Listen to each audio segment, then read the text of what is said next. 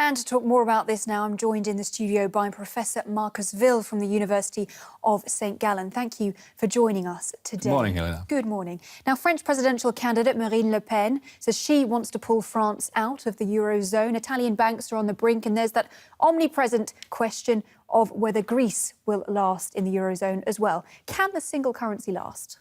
Of course it can.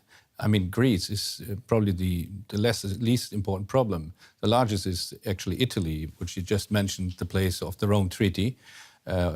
Italy is in almost every single economic figure behind schedule, below average.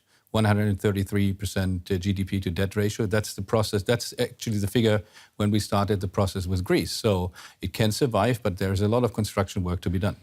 So what needs to happen then? Because at the weekend, members signed a declaration calling for a multi-speed Europe. What do you make of that? Well, that is probably one of the options for a solution, that the countries which are stronger, particularly in economic terms, would go faster and deeper and would go ahead of the others, and others could still be members of the European Union and the Eurozone and, come into the process step by step. So the multi-speed process is a solution to the problem.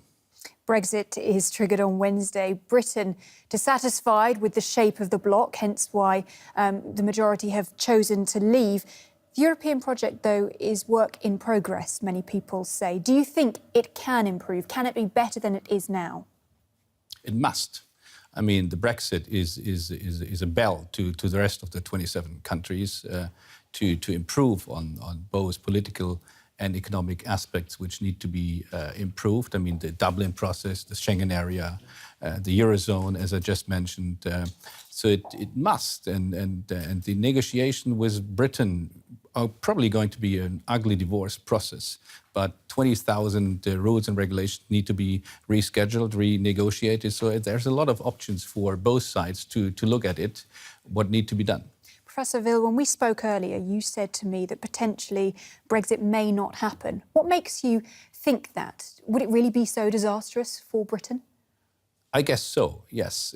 And if you see that Scotland doesn't want to leave the European Union, that Northern Ireland is thinking about a reunion with Ireland, it would just leave Wales and England, except Greater London area, who is actually in favour for the Brexit. So if they look at it, what they might be able to negotiate within these next 2 years, at the end, they may rethink their referendum and call upon another second referendum or a parliamentary discussion.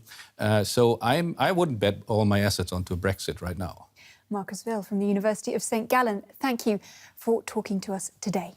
Pleasure.